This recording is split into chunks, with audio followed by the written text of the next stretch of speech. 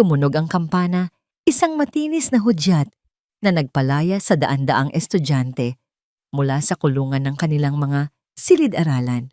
Sumabay si Leah sa agos ng mga kapwa niya mag-aaral sa nursing. Ang puting uniforme niya'y tila isang patak ng kapayapaan sa magulong dagat ng mga kabataan. Ngunit ang kapayapaan ay malayo sa kanyang nararamdaman. Sa bawat hakbang niya palabas ng unibersidad, nararamdaman niya ang bigat ng mundong nakapasan sa kanyang mga balikat. Nag-vibrate ang luma niyang cellphone sa loob ng bulsa. Nang makita niya ang pangalan ng ospital sa basag na screen, isang kurot ng kaba ang gumapang sa kanyang dibdib. Huminga siya ng malalim bago sagutin. "Hello po." "Hello, is this Leah Cruz?" Kinatawan ni Gangidaro Remedios Cruz. Malamig ang boses sa kabilang linya. "Opo, ako nga po ito. Anong pong—" "Miss Cruz, paalala lang po sana para sa bayarin ng dialysis ni Gengar Remedios. 3 sesyon na po ang nakalipas na hindi nababayaran. Kailangan na po itong masettle bago ang susunod niyang schedule bukas." Ang bawat salita ay parang suntok sa sikmura ni Leah. Napapikit siya. "Opo, naiintindihan ko po. Gagawa po ako ng paraan. Babayaran ko po bago magbukas." "Salamat, miss." Ibinalik ang tawag. Napatigil si Leah sa gilid ng kalsada, hindi alintana ang mga nagdaraang estudyante na nagtatawanan. Dahan-dahan niyang binuksan ang kanyang pitaka. Isang kulubot na 100 pisong papel at ilang barya. Iyon lang. Ang perang dapat sana'y pamasahe at pangkain niya ngayong araw. Napakagatlabi siya upang pigilan ang mga luhang nagbabadyang tumulo. "Gagawa ako ng paraan, Lola. Gagawa ako ng paraan." Makalipas ang 1 oras, ang puting uniforme ni Leah ay natatakpan na ng isang lumang apron. Ang malinis na pasilyo ng unibersidad ay napalitan ng maalikabok at masikip na eskinita sa kanilang lugar. Dito sa harap ng kanilang munting inuupahang bahay, nakapwesto ang kanyang sandata. Sa buhay ang 2 malalaking balde na yari sa aluminum, nakasabit sa isang makinis na kahoy na balanse. Ang isa'y naglalaman ng mainit at malambot na tukwa. Ang isa na may puno ng arnibal, isang matamis na syrup na gawa sa pinakulong asukal na pula at may halong banilya at maliliit na sago. Maingat niyang inayos ang mga maliliit na basong plastik at mga kutsarita sa isang tabi. Ang amoy ng matamis na arnibal at banilya ay nagsimulang kumalat sa hangin, isang pamilyar na pang-akit sa mga batang naglalaro sa kalye. "Taho, taho!" Ang sigaw niya'y hindi kasing lakas ng sa ibang magtataho. May bahid ng pagod, ngunit puno pa rin ng pag-asa. "Ate Leah, pabili po." Hindi isang batang gusgusin na may hawak na 5 pisong barya ang lumapit. Ngumiti si Leah, isang nangiting nagpaliwanag sa kanyang pagod na mukha. "Siyempre, Berto. Gusto mo ba ng maraming sago?" Tumango-tango ang bata, tuwang-tuwa. Sa kabila ng sariling problema, hindi nawawala ang kabaitan sa puso ni Leah. Habang maingat niyang kinukuha ang malambot na tukwa at nilalagyan ito ng arnibal at sago, ang isip niya'y nasa ospital. Kailangan niyang makabenta ng sapat para sa bayarin ni Lola Remedios. Ang bawat baso ng taho ay isang hakbang palapit sa kaligtasan ng kanyang lola. Sa kabilang dako ng Maynila, sa loob ng isang itim at makintab na sasakyan, ang katahimikan ay halos nakakabingi. Ang lamig ng aircon ay salungat sa nakakapasong init sa labas. Sa likod na upuan nakaupo si Leo, isang batang lalaki na may 8 taong gulang. Nakasuot siya ng mamahaling damit, malinis at plansado, ngunit ang kanyang mga matay walang buhay. Tila isang manikang porselana na nakatingin lang sa bintana, pinagmamasdan ang magulong tanawin ng lungsod na hindi naman talaga nakikita. Sa driver's seat, palihim na sumusulyap si Victor sa rearview mirror. Siya ang tapat na driver ng pamilya sa loob ng maraming taon. 1 taon na ang nakalipas mula nang huli niyang marinig ang boses ni Leo. Mula nang pumanaw ang ina nito, si Isabel, tila napipi ang bata. Ayon sa mga doktor, ito ay selective mutism, isang kondisyon dulot ng matinding trauma. Nakakaintindi si Leo sumusunod sa utos, ngunit hindi nagsasalita. Kahit isang salita. Sir Leo, malapit na po tayo sa bahay. Gusto niyo po bang dumaan muna para bumili ng ice cream? Malumanay na tanong ni Victor umaasa. Hindi umimik si Leo. Nanatili lang itong nakatingin sa labas, ang mukha'y walang emosyon. Napabuntong hininga na lang si Victor. Araw-araw, sinusubukan niya. Araw-araw nabibigo siya. Biglang bumagal ang takbo ng mga sasakyan hanggang sa tuluyang huminto. Traffic. Napamura ng mahina si Victor. Sa dinami-dami ng lugar dito pa sila, naipit sa isang masikip na kalye na puno ng mga naglalako at naglalarong bata. At doon sa gitna ng ingay at alikabok, isang amoy ang pumasok sa loob ng sasakyan. Isang matamis at mainit na amoy ng arnibal na may halong luya at banilya. Isang amoy na pamilyar at nagbibigay ginhawa. Sa unang pagkakataon, sa loob ng isang taon, kumislap ang mga mata ni Leo. Tila may isang bumbilyang biglang umilaw sa madilim na silid ng kanyang isipan. Dahan-dahan siyang lumingon sa pinanggagalingan ng amoy. Nakita niya ang isang dalagang nakaputing uniforme na may suot na apron abala sa paglalagay ng taho sa isang maliit na baso. Biglang hinila ni Leo ang manggas ng damit ni Victor. Hindi ito marahas ngunit may biglaang diin. Nang lumingon si Victor, nakita niya ang daliri ni Leo na nanginginig habang nakaturo sa labas. Nakaturo ito sa tindera ng taho. Nagulat si Victor. "Gusto mo, Sir Leo? Gusto mo ng taho?" Dahan-dahang tumango si Leo, ang mga matay hindi inaalis sa dalaga. Hindi makapaniwala si Victor. Ito ang unang pagkakataon na nagpakita ng interes si Leo sa kahit anong bagay, lalo na sa pagkain. Kahit na ipinagbabawal ng amo niyang si Don Ricardo ang pagkain sa kalye, hindi niya ito kayang palampasin. Ito ay isang milagro. "Sige po, Sir Leo, bibilhan kita. Dito ka lang," sabi ni Victor na may ngiti sa labi. Maingat siyang bumaba ng sasakyan at lumapit sa pwesto ni Leah. "Miss, pabili nga po ng isa." "Sige po." Sagot ni Leah, ang boses ay pagod ngunit magalang. Kumuha siya ng baso at nagsimulang maghanda. Mula sa loob ng sasakyan, nakatutok ang mga mata ni Leo sa bawat galaw ni Leah. Pinanood niya ang pag-scrape nito sa malambot na tukwa, ang pagbuhos ng mainit na arnibal at ang paglagay ng sago.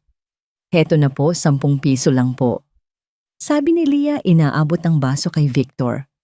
Habang nagbabayad si Victor, yumuko si Leah para ayusin ang takip ng balde. Sa pagyukong yon, ang mahaba at itim niyang buhok na nakatali ay lumaylay, tinatakpan ng isang bahagi ng kanyang mukha. Ang ilaw mula sa papalubog na araw ay tumama sa kanyang pisngi, nagbibigay liwanag sa malambot na kurba ng kanyang panga at sa paraan ng kanyang pagngiti. Sa sandaling iyon, natigilan si Leo.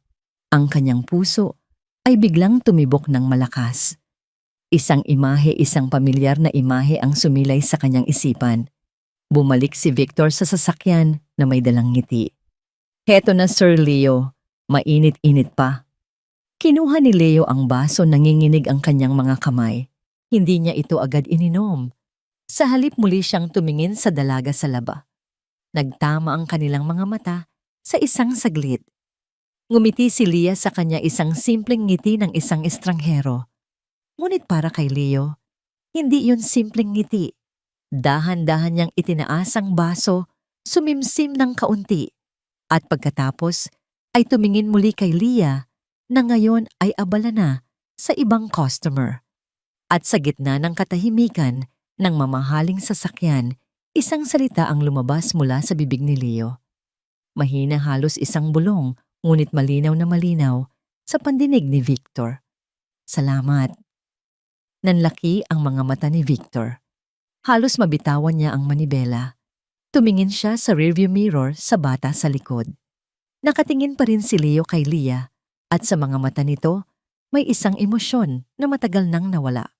Isang kislap ng pag-asa. Ang hapagkainan sa mansyon ng mga Ricardo ay isang mahabang obra maestra na gawa sa solidong nara, kumikinang sa ilalim ng isang dambuhalang chandelier na kristal. Ngunit ang karangyaan nito'y nilalamon ng nakabibinging katahimikan. Sa kabisera, nakaupo si Don Ricardo. Ang kanyang mukha'y kasing tigas ng marmol, habang nakatitig sa hindi nagagalaw na pagkain sa harap ng kanyang apo. Isang mangkok ng sopas na mayaman sa sahog, espesyal na inihanda para kay Leo, ngunit nananatili itong malamig at hindi pa nababawasan. Leo, mahinahon, ngunit may bigat ang boses ni Don Ricardo. Kailangan mong kumain, kahit isang subo lang. Hindi kumibo si Leo. Ang mga mata nito'y nakatutok sa kawalan. Ang munting kutsara ay nananatiling nakahiga sa tabi ng kanyang plato. Sa kabilang panig ng lamesa umirap si Catherine, ang tiyahin ni Leo. Siya ang nakababatang kapatid ng yumaong asawa ni Don Ricardo, ang ina ni Isabel. Ang kanyang mukha'y napipinturahan ng mamahaling kolorete at isang permanenteng ekspresyon ng pagkadisgusto. "Hayaan mo na yan, Ricardo," sabi niya, ang boses ay matinis at puno ng pagkainip. "Sinusubukan mo araw-araw pero wala namang nangyayari. Baka kailangan na talaga natin siyang dalhin sa isang espesyalista sa ibang bansa." Isang matalim na tingin ang ipinukol ni Don Ricardo sa kanya. "Ginagawa na natin ang lahat, Catherine. Maging mapagpasensya ka." "Pasensya, 1 taon na siyang ganyan." Giit ni Catherine sabay taas ng kilay. Mula nang hindi niya itinuloy ang sasabihin, ngunit alam ng lahat ang tinutukoy niya. Mula nang mamatay si Isabel, sakto namang pumasok si Victor sa malawak na dining hall. Ang kanyang mukha'y may halong pag-aalangan at kagalakan. Yumuko siya ng bahagya. "Don Ricardo, pasensya na po sa abala." "Ano yon, Victor?" Walang ganang tanong ng matanda. Si Sir Leo po." Nauutal na, sabi ni Victor. Yung taho po na binili ko kanina, inubos niya po. Lahat. Natigilan ang lahat. Maging si Catherine ay napatingin kay Victor, hindi makapaniwala. Si Don Ricardo naman ay dahan-dahang ibinaba ang kanyang kubyertos. Tumingin siya sa kanyang apo. Si Leo ay hindi pa rin kumikibo, ngunit may kakaiba sa kanya. Isang bahagyang pamumula sa kanyang mga pisngi na kanina lang ay maputlang maputla. "At ano pa?" tanong ni Don Ricardo. Ang boses ay biglang nagkaroon ng interes. Nagpapabalik po siya. Bukas daw po. Gusto niya ulit bumili sa tindera ng taho. Dagdag ni Victor, halos pabulong. Isang matagal na katahimikan ang namayani. Binasa ito ni Catherine ng isang sarkastikong tawa. "Taho, isang pagkaing kalye, Ricardo, hindi mo naman siguro papayagan yan. Baka kung ano pang sakit ang makuha ng bata sa mga maruruming pagkaing yan." Ngunit hindi siya pinansin ni Don Ricardo. Ang kanyang mga mata ay nakatutok kay Leo. Sa unang pagkakataon sa loob ng mahabang panahon, nakita niya ang isang kislap sa mga mata ng kanyang apo. Isang maliit na ningning ng pag-asa. Kahit gaano pa ito kaliit para kay Don Ricardo, ito'y parang isang bituin sa madilim na kalangitan. "Victor," mariing utos niya, "bukas ng hapon pagkatapos ng klase ni Leo, dalhin mo siya kung saan mo binili ang taho na yon." "Pero Ricardo," protesta ni Catherine. "Sinabi ko na." Dumagundong ang boses ni Don Ricardo. Natahimik si Catherine, ang mukha'y puno ng pagkasuklam. Tumingin muli si Don Ricardo kay Leo at nagsalita sa mas malumanay na tono. "Kung iyon ang gusto mo, apo, ibibigay ko." Kinabukasan ng biyahe, pauwi mula sa eskwelahan ay kakaiba. Hindi na nakatitig sa kawalan si Leo. Mahigpit ang hawak niya sa kanyang iPad at ang kanyang mga matay panay ang sulyap sa labas ng bintana, puno ng pananabik. Muling huminto ang sasakyan sa pamilyar na eskinita. Mula sa malayo na tanaw agad ni Leo ang tindera. Ngayon, hindi ito nakasuot ng sombrero. Ang mahaba niyang buhok ay nakatirintas at ilang hibla nito ay sumasayaw sa kanyang mukha sa ihip ng hangin. Mukha siyang mas pagod kaysa kahapon. "Hintayin niyo lang po ako dito, Sir Leo," sabi ni Victor, Ngunit umiling si Leo. Mahigpit nitong hinawakan ng kamay ng driver at sabay silang bumaba. Ate, pabili po ulit, sabi ni Victor nang makalapit sila. Lumingon si Leah. Nang makita niya ang bata mula kahapon, isang kusang ngiti ang sumilay sa kanyang mga labi. Isang matamis at taos-pusong na ngiti na nagpaliwanag sa kanyang buong mukha. Uy, ikaw pala. Sige, igagawa kita ng espesyal. Sa sandaling iyon nang masilayan ni Leo ang buong mukha ni Leah na nakangiti sa kanya ang paraan ng pagkurba ng kanyang mga labi, ang bahagyang pagpikit ng kanyang mga mata, ang maliit na biloy sa kanyang kanang pisngi, isang malakas na kidlat, ang tila tumama sa kanyang buong katauhan. Mama? Plug. Nabitiwan niya ang baso ng taho na inaabot sa kanya ni Leah. Tumapon ang mainit na laman nito sa semento, lumikha ng isang malagkit na mantsa. Ay nako, gulat na sabi ni Leah. Okay ka lang, Toy. Ngunit hindi siya pinansin ni Leo. Para siyang nasa ibang mundo. Bigla siyang tumalikod at tumakbo pabalik sa sasakyan, iniwang tulala sina Leah at Victor. Sir Leo, habol ni Victor. Pagpasok sa kotse, nanginginig ang mga kamay ni Leo habang binubuksan ang kanyang iPad. Mabilis niyang hinanap ang isang litrato sa gallery. Ito'y isang larawan ng kanyang ina, si Isabel, nakuha noong ito'y nasa kolehiyo pa lamang. Nakasuot ito ng simpleng puting bestida, nakatayo sa isang hardin at nakangiti ng buong puso sa kamera. Bumalik si Leo sa labas, hila-hila si Victor. Iniabot niya ang iPad sa driver. Tingnan niyo po, Sir Leo, naguguluhang tanong ni Victor. Nanginginig ang daliri ni Leo. Itinuro niya ang nakangiting mukha ni Isabel sa screen ng iPad. Pagkatapos itinaas niya ang kanyang daliri at itinuro si Leah na ngayon ay nag-aalalang nakatingin sa kanila. Itinuro niya ulit ang iPad. Tapos si Leah ulit. Paulit-ulit. Ang kanyang mga mata ay nanlalaki, puno ng isang halo ng pagkalito, pananabik at sakit. Tumingin si Victor sa iPad, sa magandang mukha ng kanyang yumaong amo, si Isabel. Pagkatapos ay tumingin siya kay Leah, sa dalagang tindera ng taho, na pagod at simple. At doon nanlamig ang buong katawan ni Victor. Hindi lang sila magkahawig. Ang ngiti, ang mga mata, ang biloy. Para siyang nakakita ng multo. Isang mas bata, mas payak na bersyon ni Isabel. Diyos ko. Bulong ni Victor sa sarili. Naramdaman niyang nanuyo ang kanyang lalamunan. Nanginginig ang kamay niyang, kinuha ang kanyang cellphone at mabilis na tinawagan ang numero ni Don Ricardo. Victor, anong nangyari? Ayos lang ba si Leo? Salubong agad ng nag-aalalang boses sa kabilang linya. Nagsalita si Victor, ang boses niya ay basag at halos hindi marinig. Don Ricardo? Sir, si Leo po. Ano, magsalita ka ng maayos? Sigaw ni Don Ricardo. Huminga ng malalim si Victor, pinipilit na pakalmahin ang sarili habang ang kanyang mga mata ay hindi maalis sa pagkakatitig sa pagitan ng litrato at ng buhay na dalaga. Sir, yung tindera po, yung babay, kamukhang-kamukha po niya si Ma'am Isabel. Isang nakabibinging katahimikan ang sumunod sa kabilang linya. Walang nagsasalita. Tanging ang marahang paghinga lamang ni Don Ricardo ang naririnig ni Victor. Pagkaraan ng ilang sandali, nagsalita si Don Ricardo. Ang kanyang boses ay bumalik sa dati, malamig, kontrolado at puno ng awtoridad na hindi matitinag.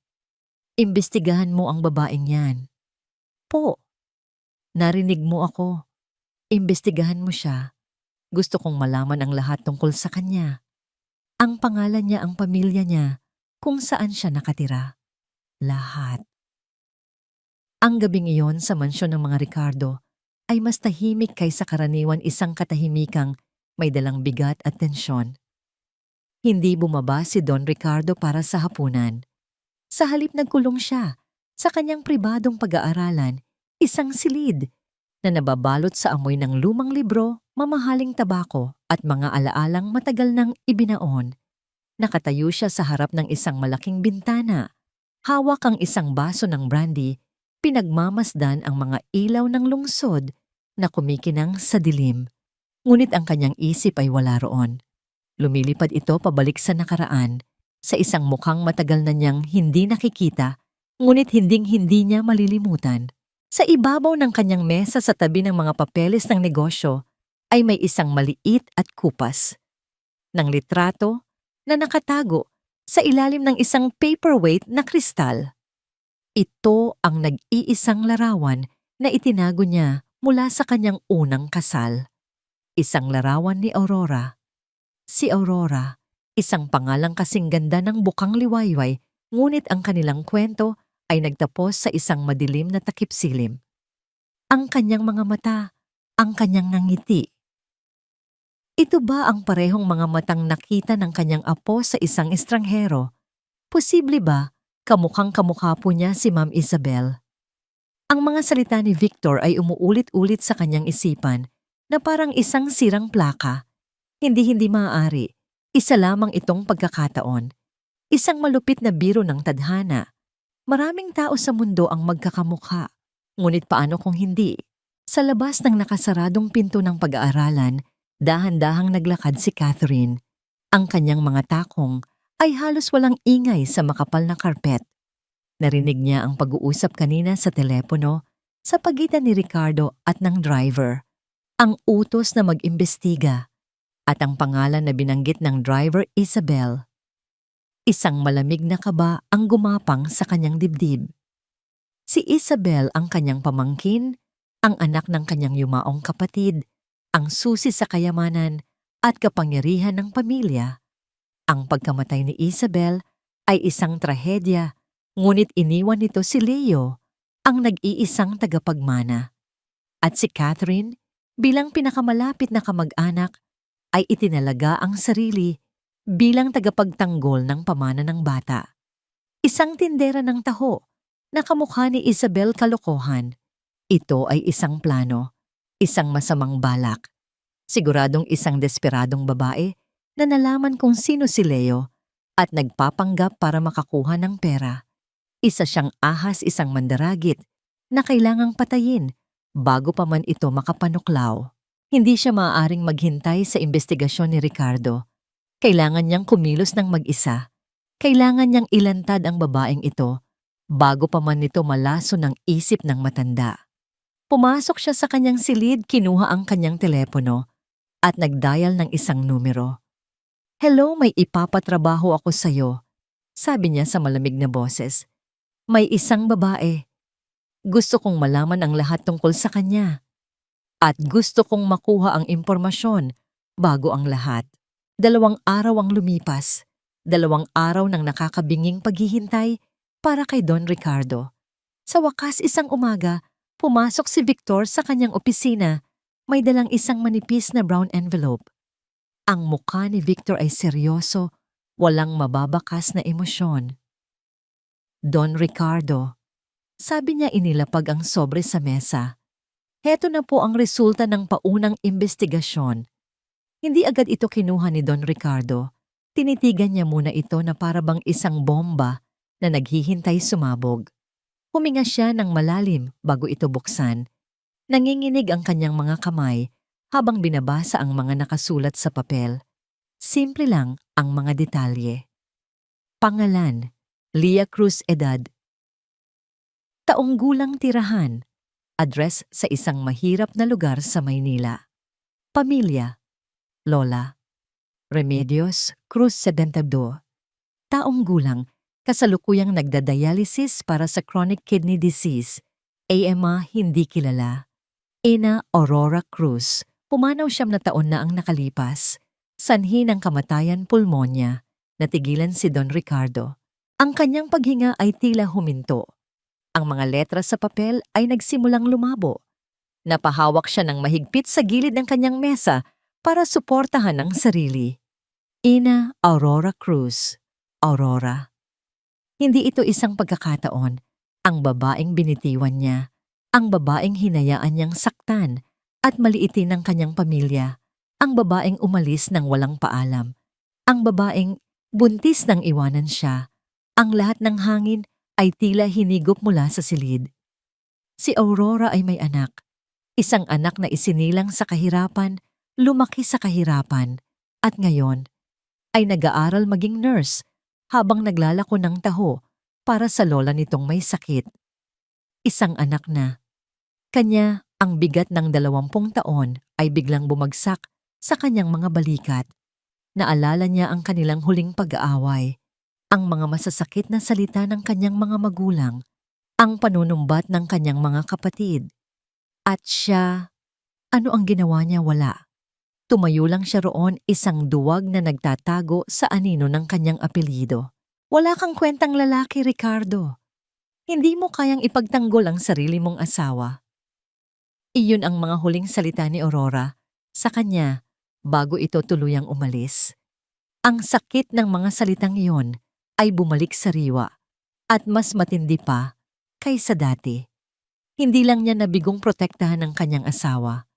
Nabigo rin niyang protektahan ang sarili niyang anak.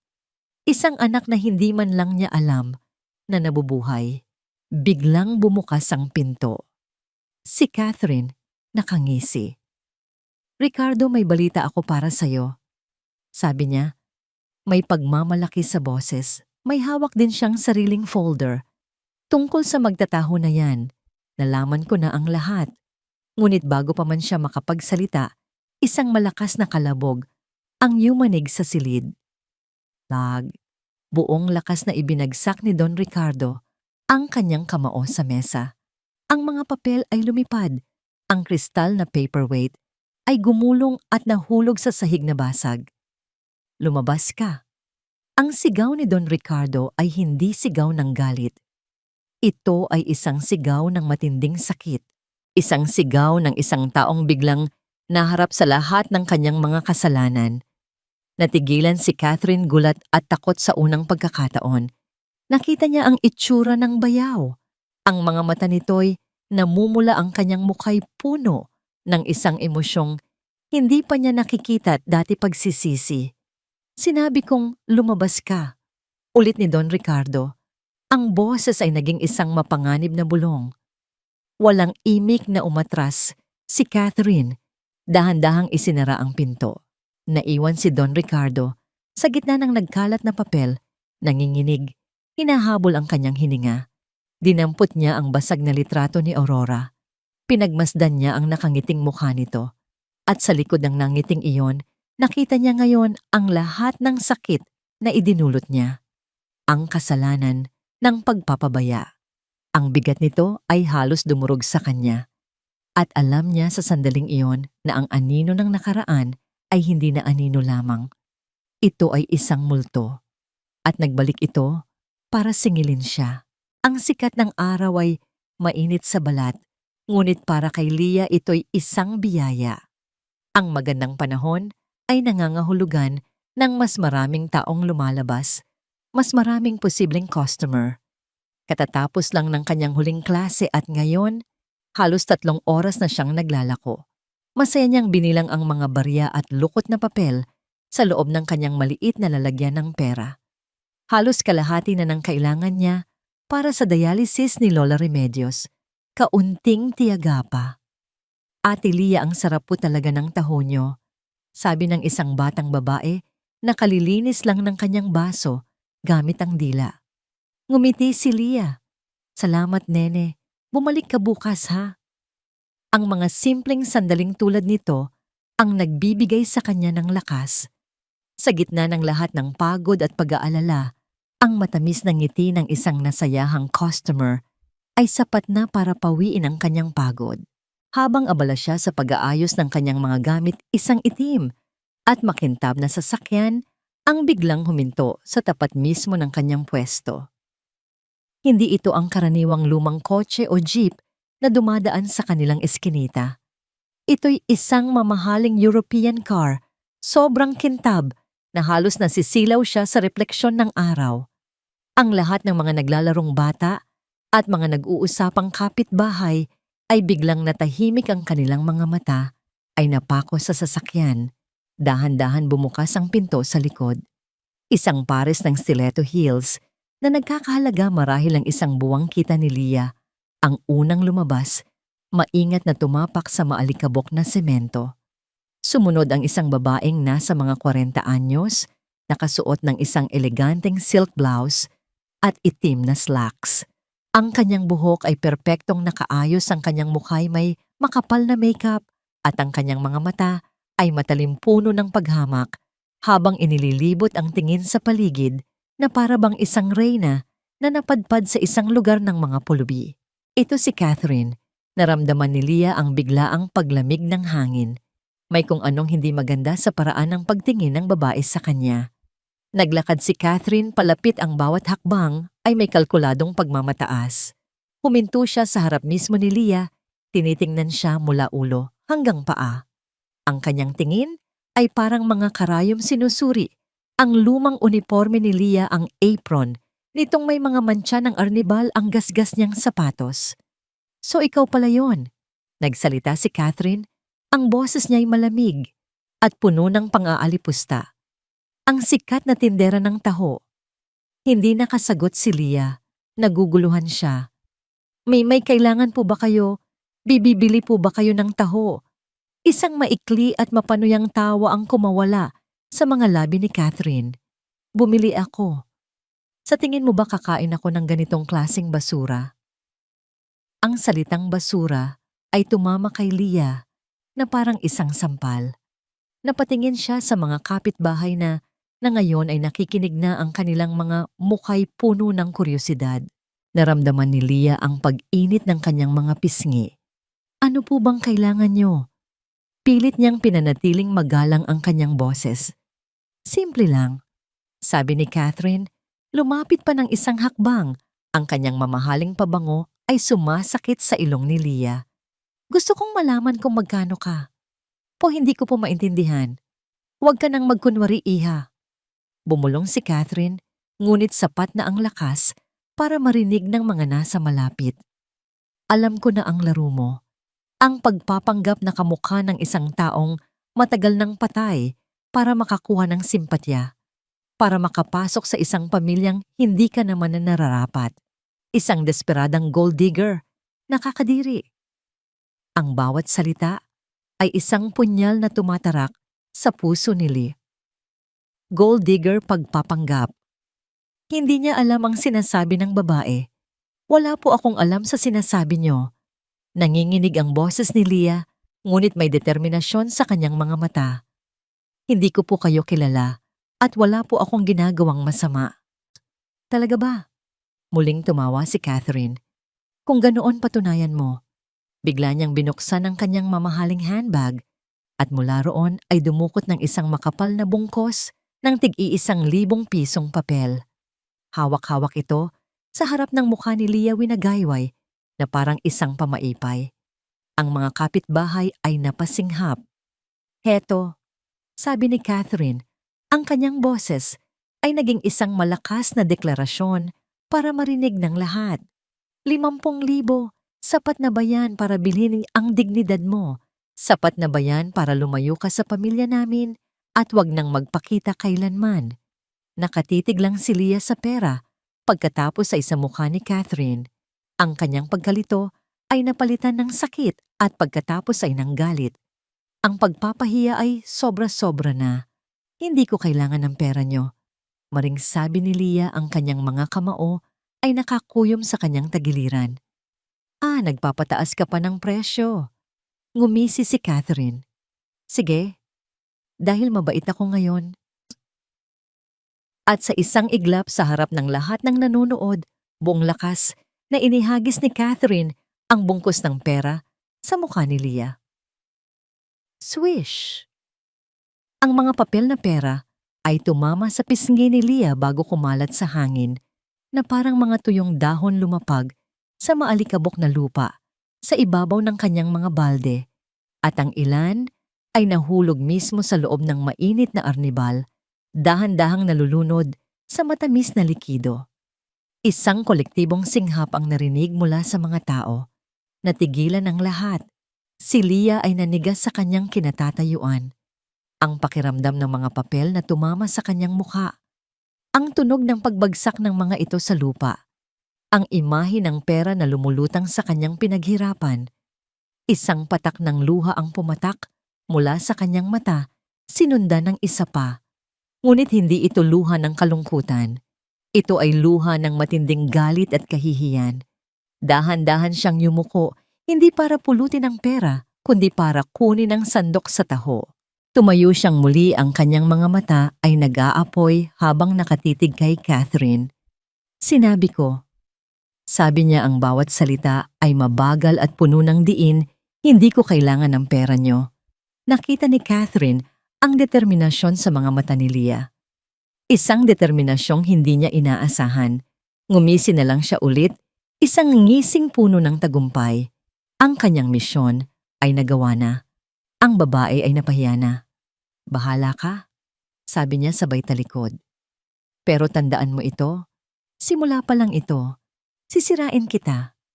Naglakad siya pabalik sa kanyang kotse na parang walang nangyari. Iniwan si Leah na nakatayo sa gitna ng nagkalat na pera, sirang paninda at durog na dignidad. Nang makaalis na ang sasakyan, doon lang nagsimulang magbulungan ng mga tao. Ang ilan ay naaawa, ang ilan ay nanghuhusga.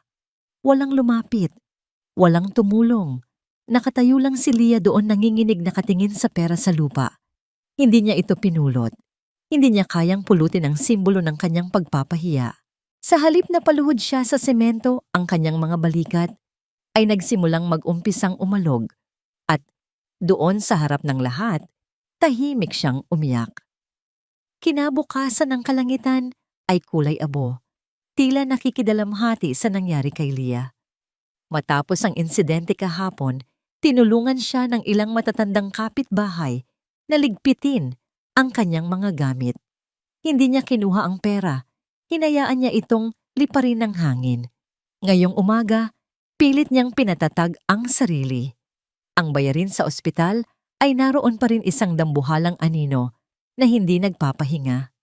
Hindi ka pwedeng sumuko, Leah. Bulong niya sa sarili habang hinuhugasan ang kanyang mga balde ng taho para kay Lola. Bandang hapon, matapos ang kanyang klase, bumalik siya sa kanyang karaniwang pwesto. Ngunit sa pagkakataong ito, may naiba. Isang puting van na walang anumang marka ang nakaparada malapit sa kanyang lugar. Sa loob nito, may ilang lalaking nakasuot ng ordinaryong damit, ngunit ang kanilang mga pangangatawan ay matipuno at ang kanilang mga tingin ay matatalas. Hindi niya sila pinansin. Nag-umpisa siyang mag-ayos ng kanyang paninda. Taho-taho. Sigaw niya mas mahina, kaysa dati. Ang kanyang boses ay may bahid pa rin ng sakit mula kahapon. Ilang minuto pa lang siyang nakapwesto nang biglang may dumating na opisyal mula sa barangay, may kasamang 2 tanod. Miss Cruz, tanong ng opisyal, hawak ang isang piraso ng papel. Opo, ako po, sagot ni Leah kinakabahan. Mayroon pong kautusan na paalisin ang lahat ng ilegal na nagtitinda sa lugar na ito. Epektibo ngayon din. Ito po ay para sa kaligtasan at kaayusan ng komunidad. Sabi ng opisyal, ang kanyang tono ay formal at walang emosyon. Natigilan si Leah. Pero 10 taon na po akong nagtitinda dito, pati ang nanay ko dati. Wala naman pong problema. Pasensya na, miss. Utos lang po ang sinusunod namin. Kailangan niyo na pong umalis. Mariing sabi ng opisyal. Alam ni Leah kung kaninong gawa ito. Simula pa lang ito. Sisirain kita. Ang mga salita ni Catherine ay umalingaw-ngaw sa kanyang isipan. Sandali lang po. Nakikiusap po ako. Pagmamakaawa ni Leah, ang mga luha ay nagsisimula na namang mamuo sa kanyang mga mata. Ito lang po ang ikinabubuhay namin ng lola ko. Maawa na po kayo. Ngunit ang mga pakiusap niya ay walang epekto. Biglang bumaba ang mga lalaki mula sa puting van. Hindi sila mga opisyal. Ang kanilang mga kilos ay magaspang, ang kanilang mga muka ay walang pakialam. Kami na ang bahala dito, sabi ng isa sa kanila, sa opisyal ng barangay, isang lalaking may peklat sa kilay. Special Operations. Nagsimula silang lumapit kay Leah. Teka, sino po kayo? Takot na tanong ni Leah umatras siya ng isang hakbang. Tagalinis. Ngumisi ang lalaking may peklat. Umalis ka na ineng kung ayaw mong masaktan. Sa isang iglap hinawakan ng dalawang lalaki ang kanyang balanse. Huwag, parang awa niyo na. Sigaw ni Leah, niyakap niya ng mahigpit ang kanyang mga balde, ang tanging yaman niya sa mundo. Wala na po kaming ibang pag-asa. Maawa po kayo. Ang kanyang mga sigaw ay puno ng desperasyon. Ang mga kapitbahay ay nagsilabasan, ngunit walang nangahas na lumapit. Takot. Nainis ang lalaking may peklat sa pagmamatigas ni Leah. Sa isang marahas na galaw, buong lakas niyang itinulak si Leah sa balikat. Sinabi nang umalis ka na eh. Ang tulak ay malakas at hindi inaasahan. Nawalan ng balanse si Leah. Ang kanyang mga paa ay nadulas sa basang semento. Isang maikling sigaw ang kumawala sa kanya habang siya'y bumabagsak patalikod. Splash! Ang kanyang buong katawan ay lumubog sa isang malaking lubak ng maruming tubig ulan na may halong putik. Ang malamig at mabahong likido ay agad na bumabad sa kanyang damit, gumapang sa kanyang balat. Ang puti niyang uniforme ay naging kulay kape. Ang kanyang mukha ay natilamsikan ng putik. Kasabay ng kanyang pagbagsak, binitiwan din ng mga lalaki ang kanyang paninda. Crash! Ang mga balde ay bumagsak sa semento. Ang isay na yupi at ang takip nito ay tumilapon. Ang mainit na tokwa at matamis na arnibal ay bumuhos humalo sa maruming tubig sa kalsada. Ang puti ng tokwa ang itim ng sago at ang kulay gintong arnibal ay naging isang walang saysay na mantsa sa putikan. Lahat ng kanyang pagod, lahat ng kanyang pag-asa, nawala sa isang iglap. Nakahandusay si Leah sa gitna ng putikan, basang-basa, marumi at talunan. Tumingin siya sa kanyang sirang paninda sa putik na bumabalot sa kanyang katawan. At doon sa gitna ng lahat ng iyon, gumuho ang kanyang mundo. Huh! Huh! Isang hikbi ang kumawala sa kanya. Sinundan ng isa pa, hanggang sa siya'y napahagulhol na ng malakas, isang iyak na puno ng sakit, galit at kawalan ng pag-asa. Ang kanyang mga luha ay humalo sa putik sa kanyang mukha. Sa sandaling iyon, isang itim at pamilyar na sasakyan ang dahan-dahang pumasok sa eskinita. Sa loob nito, si Don Ricardo ay nakaupo sa likod, ang kanyang mukha ay balisa. Pagkatapos ng 2 araw na pag-iisip, nagpasya siyang puntahan ang dalaga. Kailangan niyang makita ito ng personal. Kailangan niyang hindi niya alam. Victor, dahan-dahan lang. Mukhang may gulo. Sabi niya nang makita ang mga taong nagkukumpulan. Habang papalapit ang sasakyan, unti-unting luminaw ang eksena sa harap nila. Isang grupo ng mga siga, mga opisyal ng barangay, isang nasirang paninda ng taho, at isang dalagang nakalugmok sa putikan. Huminto ang paghinga ni Don Ricardo. Ang kanyang puso ay tila dinukot mula sa kanyang dibdib. Ang babae, ang dalaga, ang uniforme nitong basang-basa ng putik, ang pag-iyak nitong nagpapakita ng sukdulang pagdurusa. Diyos ko! Bulong ni Victor na pahawak siya sa manibela. Sa gitna ng kanyang paghagulhol, dahan-dahang itinaas ni Leah ang kanyang ulo. Ang kanyang mukha ay nababalot ng putik at luha. Ang kanyang mga matang puno ng sakit at kawalan, ay napatingin sa direksyon ng humintong sasakyan. Ang mga matang yon, kahit nababalot ng dumi, hindi maaaring magkamali si Don Ricardo. Iyon ang mga mata ni Aurora. Mga mata ng kanyang asawa, nung huli niya itong nakita, puno ng sakit at pag-akusa. Iyon din ang mga mata ni Isabel, mga mata ng kanyang anak, nung ito'y nagmamakaawa para sa lalaking mahal nito. Ang 2 pinakamalaking kabiguan ng kanyang buhay, nag-anyo sa isang babaeng nakalugmok sa putikan sa kanyang harapan. Ang pinto ng sasakyan ay bumukas ng may lakas. Hindi na nag-isip si Don Ricardo. Bumaba siya, hindi alintana, ang putik sa kalsada. Ang kanyang mamahaling sapatos na katad ay lumubog sa dumi. Naglakad siya palapit, ang kanyang mga mata ay nakapako kay Leah. Ang lahat ng ingay sa paligid ay nawala.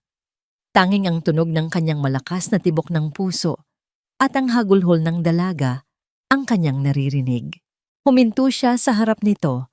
Nakatingala si Leah, ang kanyang mga mata ay puno ng pagkalito habang tinitingnan ang matandang estranghero na biglang sumulpot. Isang salita lamang ang lumabas sa bibig ni Don Ricardo. Isang pangalan na binigkas niya sa unang pagkakataon, hindi bilang isang pangalan sa isang report, kundi bilang isang pangalan ng isang taong nagdurusa sa kanyang harapan. Ang kanyang boses ay nanginginig, halos isang bulong na dala ng hangin. Leah tayo. Nagising si Leah sa malambot na higaan, nababalot ng kumot na amoy mamahaling sabon. Ang unang pumasok sa kanyang isipan ay ang lamig ng putik, ang sakit ng pagbagsak.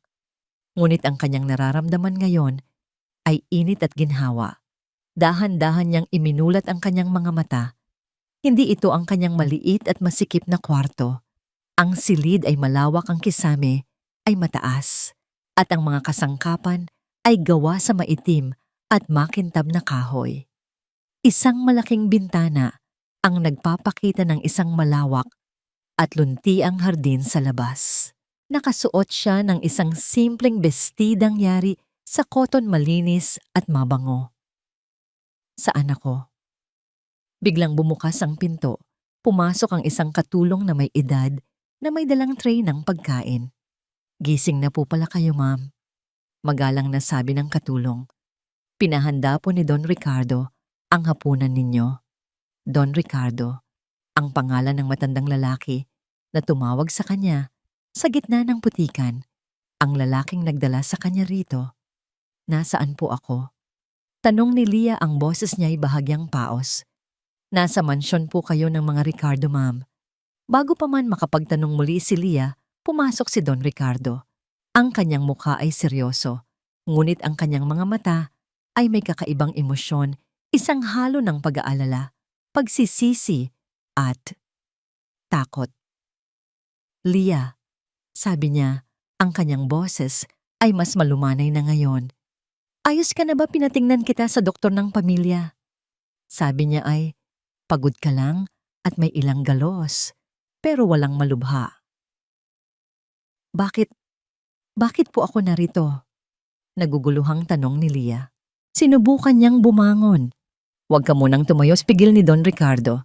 Kailangan nating mag-usap. Umupo siya sa isang silya malapit sa kama. Huminga siya ng malalim, tila nag-iipon ng lakas. Ang pangalan ko ay Ricardo Velasco at naniniwala ako na ako ang iyong ama. Ang mga salita ay tumama kay Leah na parang isang malakas na sampal. Ama ang kanyang ama, ang lalaking hindi niya nakilala, ang lalaking ayaw na ayaw pag-usapan ng kanyang ina. Hindi po maaari.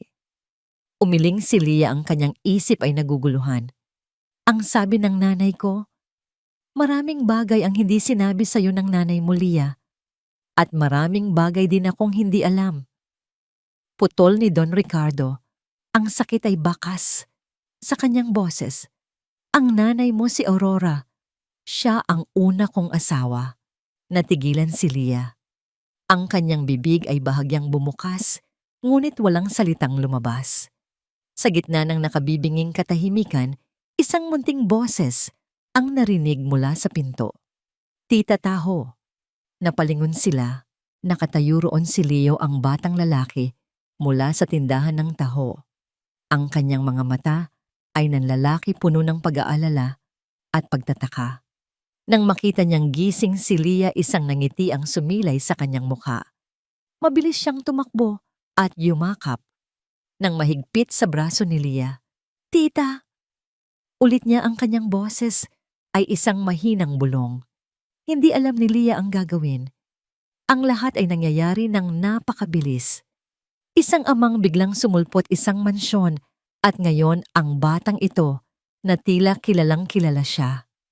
Mula sa likod ni Leo, lumitaw si Catherine. Ang kanyang mukha ay isang maskara ng galit at pagkasuklam. Ang kanyang mga mata ay parang apoy habang nakatitig kay Leah na para bang isa siyang salot na pumasok sa kanyang malinis na tahanan. Ang hapunan ng gabing iyon ay isang pagtatanghal ng pagkukunwari.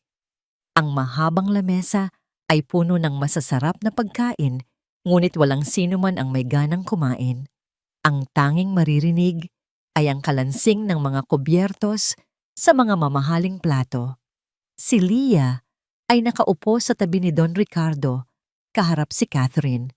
Si Leo naman ay nasa tabi ni Leah, hindi inaalis ang tingin sa kanya. Sinubukan ni Don Ricardo na magsimula ng usapan. Leah, nag-aaral ka raw ng nursing. Magandang kurso yan. Tumangulang si Leah, hindi makatingin ng diretsyo. Biglang tumawa ng mapanuya si Catherine. Nursing talaga, tamang-tama. Mukhang sanay ka na sa pag-aalaga ng matatanda para makuha ang pera nila. Catherine, saway ni Don Ricardo, ang kanyang boses ay isang babala. Ano, Ricardo? Nagsasabi lang ako ng totoo. Sagot ni Catherine, hindi natitinag. Tumingin siya kay Leah, ang kanyang mga mata ay nang uuyam. Sabihin mo sa amin, iha. Magaling ka bang umarte? Siguro matagal mo nang pinagplanuhan ito. Nalaman mong namatay si Isabel at na mayroon siyang kamukha, ang nanay mo. At ngayon, heto ka nagpapanggap na kaawa-awa para makuha ang simpatiya at syempre ang pera. Hindi po totoo yan. Mahinang sagot ni Leah, nanginginig ang kanyang mga kamay sa ilalim ng lamesa. Hindi totoo. Muling tumawa si Catherine. Kung ganoon, bakit hindi mo ikwento sa amin ang tungkol sa nanay mo? Isang babaeng bigla na lang nang iwan sa kanyang asawa. Isang babaeng walang utang na loob. Siguro ganyan din ang anak anumanang mana sa pinagmanahan. Ang pag-insulto sa kanya ay kaya pa niyang tiisin. Ngunit ang pag-insulto sa alaala ng kanyang ina, iyon ay hindi. Biglang binitiwan ni Leah ang kanyang kutsara at tinidor. Ang kalansing nito ay yumanig sa katahimikan. Tumingin siya ng diretso sa mga mata ni Catherine. Ang takot sa kanyang mga mata ay nawala na palitan ng isang apoy na matagal nang natutulog. Ang nanay ko. Nagsimula si Leah, ang kanyang boses ay mababa ngunit matatag, ay isang mabuting tao. Nagtrabaho siya hanggang sa huling hininga niya para mabuhay ako. Hindi siya nang iwan, itinaboy siya. Nagulat si Catherine sa biglaang pagbabago ng pananalita ni Leah. At kayo? Nagpatuloy si Leah, ang kanyang mga mata ay hindi kumukurap. Wala kayong karapatan na husgahan siya. Wala kayong alam sa mga pinagdaanan niya. Ang tapang ni Leah ay isang direktang sampal sa pagkatao ni Catherine. Ang isang hamak na tindera ng taho ay sumasagot sa kanya. Sa loob ng sarili niyang pamamahay, ang kanyang mukha ay namula sa galit. Ang kanyang kontrol ay biglang nawala. Walang hiya ka. Sa isang mabilis na kilos, tumayo si Catherine. Inabot ang kabilang panig ng lamesa at buong lakas na sinampal si Leah. Pak! Ang tunog ay umalingaw-ngaw sa buong silid. Napakalas nito na parang isang putok ng baril. Napatungo ang ulo ni Leah sa lakas ng impact. Ang kanyang pisngi ay agad na namula at kumirot. Isang sandali ng kabuuang pagkatulala ang bumalot sa kanya.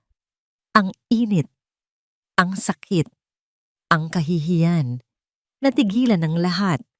Maging ang mga katulong sa gilid ay napahawak sa kanilang mga bibig.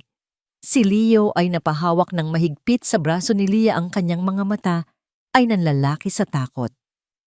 Bastos! Sigaw ni Catherine, ang kanyang dibdib ay umaalon sa galit. Isang hamak na pulubi na walang modo. Ngunit bago pa man siya makapagsalita, muli isang mas malakas na tunog ang yumanig sa silid. Blag!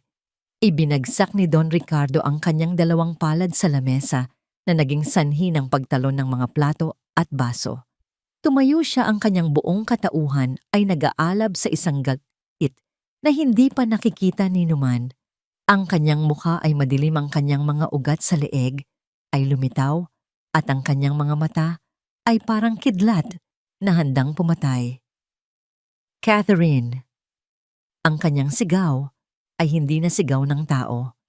Ito ay isang dagundong, isang kulog na nagmula sa kaibuturan ng kanyang kaluluwa. Ang lakas ng loob mo. Napaatras si Catherine takot sa unang pagkakataon sa galit ni Ricardo. Sumusobra ka na, tama na. Ang mga salita ay binitiwan na parang mga bala. Ang buong mansyon ay tila nanginig sa bigat ng kanyang galit. Si Leo ay nagsimulang umiyak ng tahimik. Nakatayo si Don Ricardo, hinahabol ang kanyang hininga, ang kanyang mga mata ay hindi inaalis kay Catherine. At sa gitna ng lahat ng ito, si Leah ay nakaupo pa rin hawak. Ang kanyang namamagang pisngi, ang mga luha ay tahimik na dumadaloy, hindi dahil sa sakit ng sampal, kundi dahil sa sakit ng pagiging isang dayuhan sa gitna ng isang digmaan na hindi niya maintindihan. Ang sigaw ni Don Ricardo ay nanatiling nakabitin sa hangin matagal matapos itong bitiwan. Ang hapunan ay biglang natapos. Iniwan ni Catherine ang silid nang walang imik, ang kanyang mukha ay maputla, ngunit ang kanyang mga mata ay nagbabaga pa rin sa galit. Si Leo naman ay dinala ng isang yaya sa kanyang silid, umiiyak pa rin. Naiwan si Leah at Don Ricardo sa malawak at tahimik na dining hall. Ang mga pagkain sa lamesa ay tila mga palamuti na lang sa isang malungkot na eksena. Dahan-dahang itinaas ni Leah ang kanyang ulo. Ang pula at bakat ng palad ni Catherine ay malinaw na nakamarka sa kanyang pisngi. Ngunit ang sakit na pisikal ay walang-wala kumpara sa sakit na nararamdaman niya sa loob. Tumingin siya kay Don Ricardo, ang kanyang mga mata ay basang-basa ng luha. Gusto ko na pong umuwi. Sabi niya, ang kanyang boses ay basag at halos pabulong. Ang mga salitang yon ay tumusok sa puso ni Don Ricardo. Leah, anak? Huwag po. Mabilis na putol ni Leah, umiling-iling siya. Hindi ko po ito mundo. Hindi po ako nararapat dito. Ang gulo-gulo po. Gusto ko na lang pong bumalik sa lola ko. Tumayo siya at walang sabi-sabing tumalikod, naglakad patungo sa pinto. Ngunit bago pa man niya ito marating, muli siyang pinigilan ng boses ni Don Ricardo.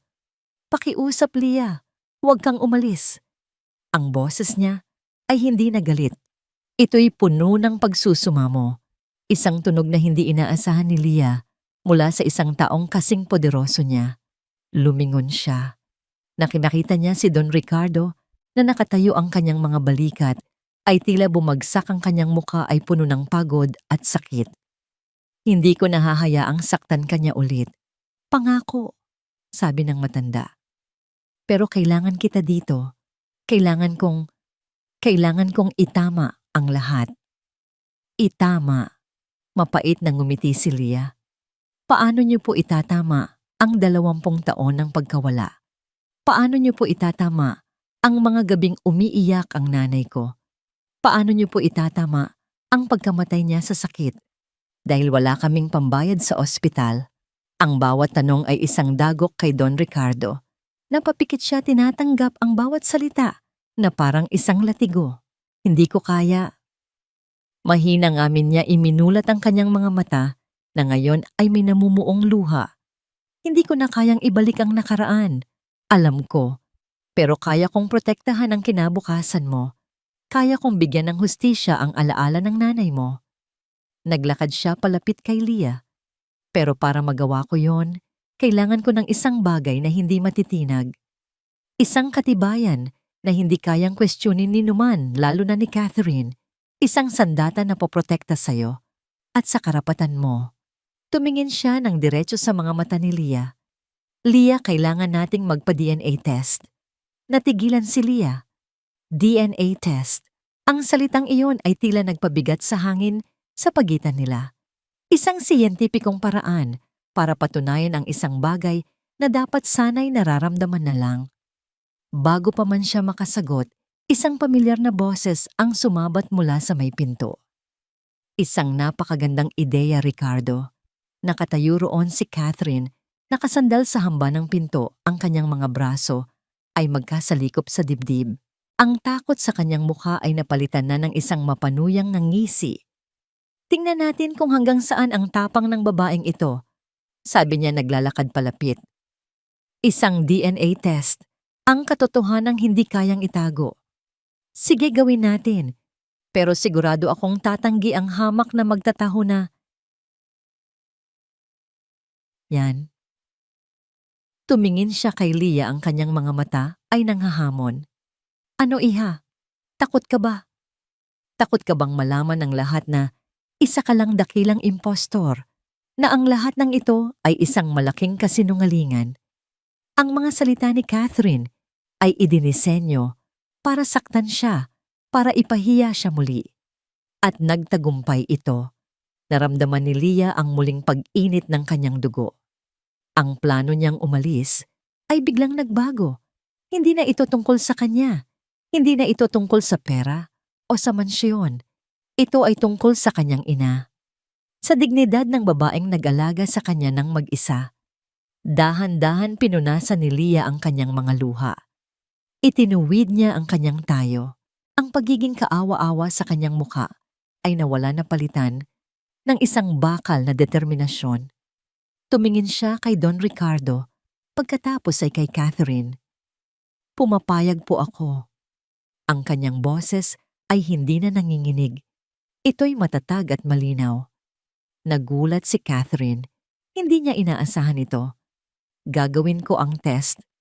Ulit ni Leah, ang kanyang mga mata ay nakatutok ngayon kay Catherine, isang tinging puno ng hamon. Pero hindi para sa inyo. Sabay tingin niya kay Don Ricardo. At lalong hindi para sa pera. Gagawin ko ito. Sabi niya, ang kanyang boses ay bahagyang tumaas para patunayan sa inyong lahat na ang nanay ko, si Aurora Cruz, ay isang marangal na babae. At para ipamukha sa iyo, lumingon siyang muli kay Catherine na ang kasinungalingan ay hindi sa amin nagmumula, kundi sa iyo. Isang matagal na katahimikan ang namayani. Si Catherine ay walang masabi, ang kanyang nangisi ay naglaho.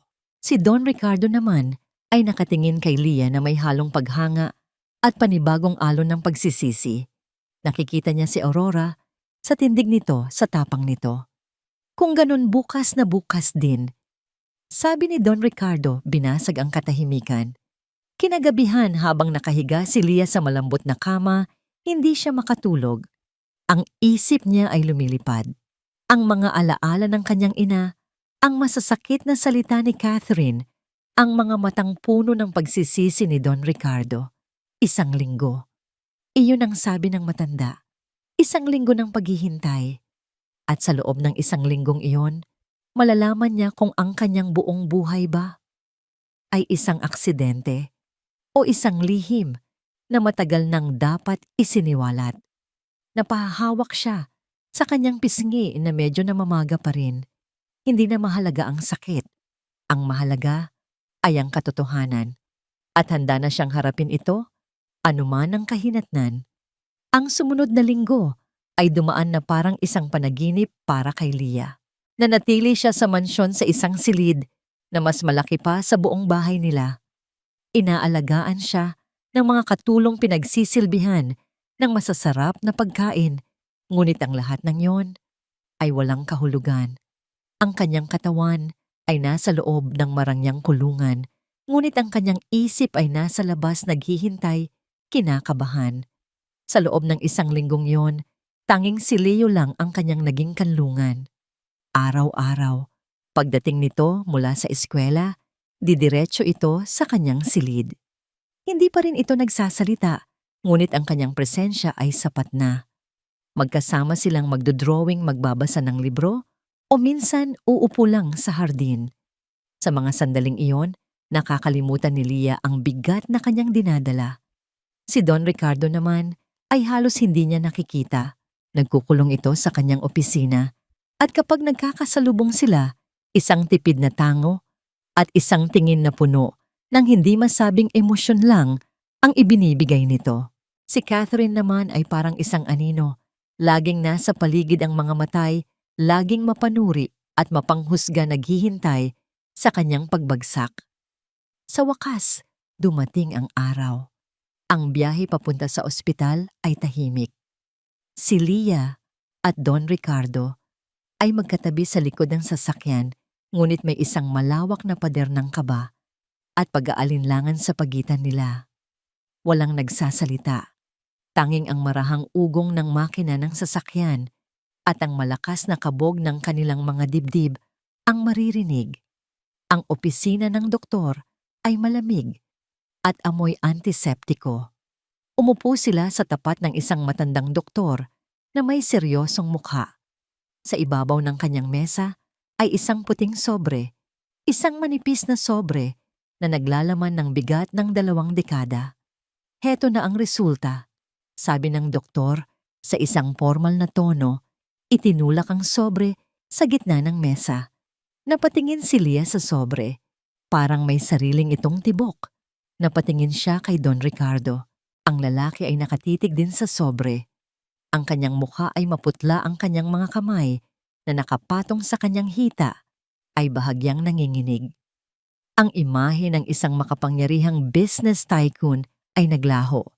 Ang nasa harap niya ngayon ay isang matandang lalaki takot harapin ang kanyang nakaraan. Dahan-dahang iniabot ni Don Ricardo ang kanyang kamay para kunin ang sobre, ngunit sa kalagitnaan huminto ito. Hindi niya kaya. Napabawi siya ng kamay at napasandal sa kanyang upuan na papikit. Leah, sabi niya, ang kanyang boses ay garalgal. Ikaw na. Pakiusap.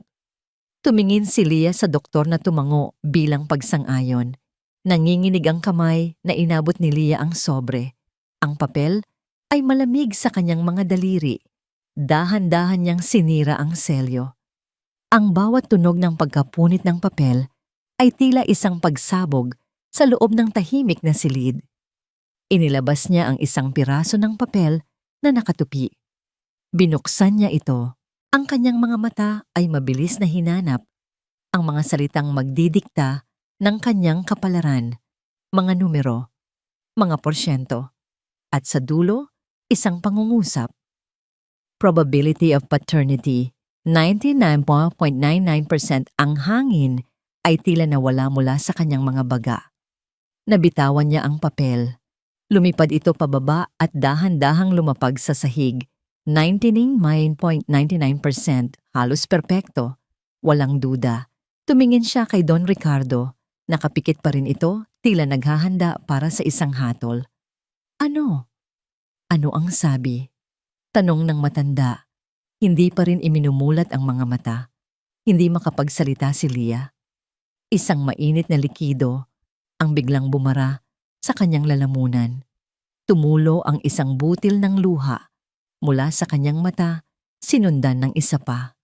Ngumiti siya sa gitna ng kanyang pag-iyak, isang nangiti, ng ginhawa, ng pagpapatunay ng sakit.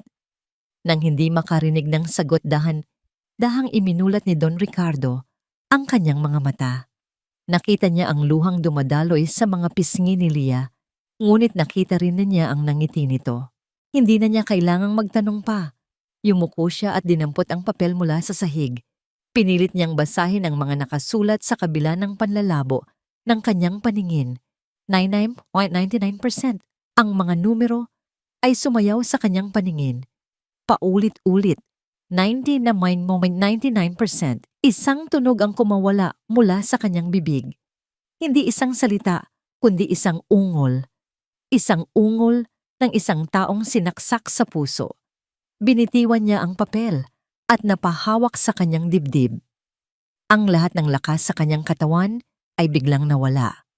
At doon sa harap ng kanyang anak at ng isang estrangherong doktor, ang dakilang Don Ricardo Velasco ay gumuho.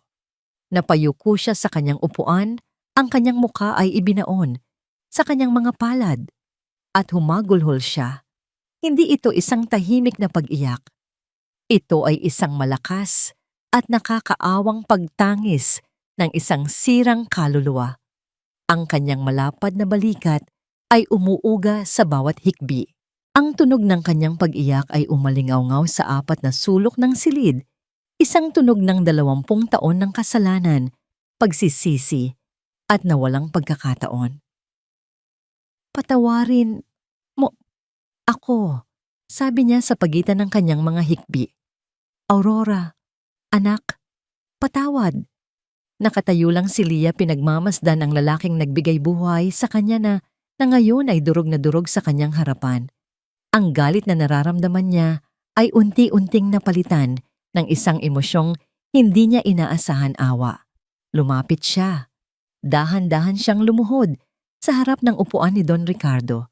Iniabot niya ang kanyang kamay at marahang hinaplos ang likod nito. Tama na po. Mahinang sabi niya. Shh! Tama na po. Itinaas ni Don Ricardo ang kanyang ulong basang-basa ng luha. Tumingin siya kay Leah, ang kanyang mga mata ay namumula at puno ng matinding sakit.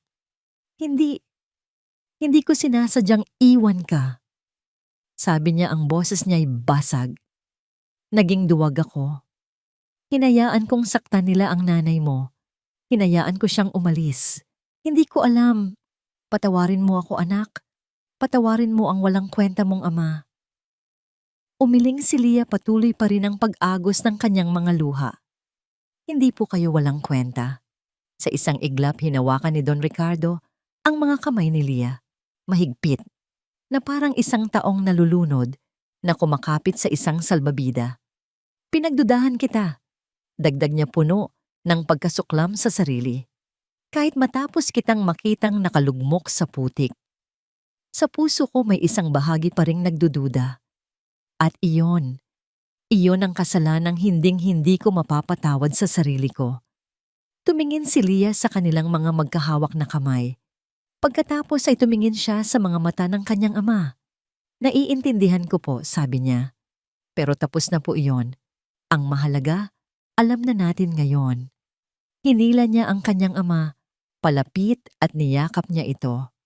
Ang unang yakap nila bilang mag-ama. Sa simula, nanigas si Don Ricardo gulat. Ngunit pagkaraan ng ilang sandali, naramdaman ni Leah ang pagyakap nito, pabalik isang yakap na mahigpit puno ng pangungulila at desperadong pangangailangan ng kapatawaran. Salamat, bulong ni Don Ricardo sa buhok ni Leah. Salamat, anak. Pagkatapos ng ilang sandali ng pananahimik, humiwalay si Don Ricardo sa yakap. Pinunasan niya ang kanyang mga luha gamit ang likod ng kanyang palad. Mayroon ng bagong determinasyon sa kanyang mga mata. Isang determinasyong ipinanganak mula sa sakit at katotohanan. Tumingin siya kay Leah. May isa pa tayong kailangang gawin. Sabi niya, ang kanyang boses ay matatag na muli. Ngayon din. Ano po yon? Dalhin mo ako sa lola mo. Sabi ni Don Ricardo. Panahon na para harapin ko ang taong nagligtas sa anak ko habang ako'y nagtatago sa anino ng aking kaduwagan. Ang pampublikong ospital ay magulo at maingay, isang mundong napakalayo mula sa tahimik at malinis na pasilyo ng pribadong klinika kung saan sila nanggaling. Para kay Don Ricardo, ang bawat hakbang sa masikip na koridor, ang bawat amoy ng gamot at sakit ay isang paalala ng buhay na ipinagkait niya sa kanyang mag-ina. Nanguna si Leah sa paglalakad patungo sa ward kung saan naroon si Lola Remedios. Ang puso ni Don Ricardo ay kumakabog ng malakas sa kanyang dibdib. Mas kinakabahan pa siya ngayon kaysa noong naghihintay ng resulta ng DNA test. Dahil ngayon, haharapin niya ang buhay na saksi sa kanyang pinakamalaking kasalanan. Huminto si Leah sa harap ng isang malaking silid na may 6 na kama. Ito ang charity ward. Nakita ni Don Ricardo ang mga pasyenteng nakahiga, ang kanilang mga mukha. Ay pagod ang kanilang mga kamag-anak ay nakaupo sa mga monoblock chair sa tabi nila. Ang eksena ay isang larawan ng kahirapan at pakikibaka. Sa pinakadulong kama, malapit sa bintana, nakahiga si Lola Remedios. Payat na payat ang katawan nito, ang balat ay kulubot. Ngunit ang kanyang mga mata ay buhay pa rin. Nakatingin ito sa labas ng bintana nang pumasok sila. Lola, mahinang tawag ni Leah. Dahan-dahang lumingon si Lola Remedios. Isang nanangiti ang sumilay sa kanyang mga labi nang makita si Leah. Ngunit ang ngiting iyon ay agad na naglaho nang makita niya ang lalaking kasama nito. Nakatitig si Lola Remedios kay Don Ricardo. Ang kanyang mga mata na puno ng karunungan at sakit na naipon sa loob ng 70 taon ay tila tumatagos sa kaluluwa ng bilyonaryo. Hindi siya nagsalita. Nagmasid lang siya. Lola siya po si... Nagsimulang magpaliwanag si Lia, ngunit hindi niya alam kung paano sisimulan. Alam ko kung sino siya. Putol ni Lola Remedios, ang kanyang boses ay mahina ngunit matatag. Hindi niya inaalis ang kanyang tingin kay Don Ricardo. Ang mukhang iyan. Ilang beses na inilarawan sa akin ni Aurora. Ang mukhang sabay niyang minahal at isinumpa. Naramdaman ni Don Ricardo na parang may pumiga sa kanyang puso. Lumapit siya, ang bawat hakbang ay mabigat. Kumuha siya ng isang upuan at umupo sa tabi ng kama sa tapat ng matanda. Ako po si Ricardo Velasco. Sabi niya, ang kanyang boses ay magalang at puno ng pagsisisi. Hindi na kailangan sagot ni Lola Remedios. Kilala ka ng mga pader ng maliit na bahay namin. Ang pangalan mo, ang laging binubulong ng hangin sa tuwing gabi, ay malalim na at ang mundo'y tahimik. Doon siya nagsisimulang magkwento. Isang mahabang katahimikan ang namayani. Si Lia ay nakatayo lang sa tabi, pinipigilan ang sariling paghinga. Gusto niyo po bang malaman? Biglang tanong ni Lola Remedios, ang kanyang mga mata ay diretso pa ring nakatitig kay Don Ricardo. Gusto niyo bang malaman kung paano nabuhay ang asawa't anak niyo matapos niyo silang talikuran? Hindi nakasagot si Don Ricardo. Tumango lang siya, ang kanyang lalamunan ay tila may malaking bato na nakabara. Dumating si Aurora sa aming eskinita na dala-dala na ang kahihiyan at si Lia sa kanyang sinapupunan. Nagsimulang magkwento. Ang matanda, ang kanyang boses ay parang isang alon na naglalakbay mula sa malayong nakaraan. Walang pera, walang pamilya, walang matatakbuhan. Tanging ang damit lang sa kanyang katawan at ang determinasyong isalba ang batang dinadala niya. Nagtrabaho siya sa isang karinderya, tagahugas ng plato mula umaga hanggang gabi. Kahit na nahihilo na siya sa paglilihi, kahit na namimilipit na ang likod niya sa sakit, hindi siya tumigil. Dahil sabi niya, para ito sa anak ko, hindi niya mararanasan ang hirap na dinanas ko. Napayukom ang mga kamao ni Don Ricardo. Ang bawat salita ay isang dagok. Nang isilang niya si Lia, nagpatuloy si Lola Remedios, isang luha ang pumatak mula sa kanyang mata. Nakita ko ang pinakamasaya at pinakamalungkot na ngiti sa mundo.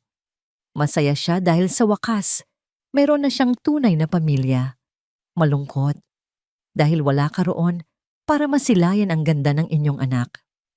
Gabi-gabi, kinakantahan niya si Lia. Pero pagkatapos, kapag tulog na ang bata, pupunta siya sa akin. Uupo kami sa labas sa ilalim ng mga bituin at doon tatanungin niya ako, Lola, sa tingin niyo po masaya kaya siya ngayon? Iniisip niya pa rin kaya ako? Puno ng galit ang puso niya, pero sa kaibuturan, nag-aalala pa rin siya para sa'yo. Hindi na napigilan ni Don Ricardo. Ang mga luha ay nagsimulang dumaloy sa kanyang mga pisngi. Tahimik, walang ingay. 10 taon. Sabi ni Lola Remedios, ang kanyang boses ay naging isang pakiusap. 10 taon siyang lumaban, pero ang katawan niya bumigay. Pulmonya, isang sakit na sana'y madaling nagamot kung mayroon lang kaming sapat na pera. Pero wala. Napanood ko siyang unti-unting nanghina. Napanood ko siyang hirap na hirap huminga.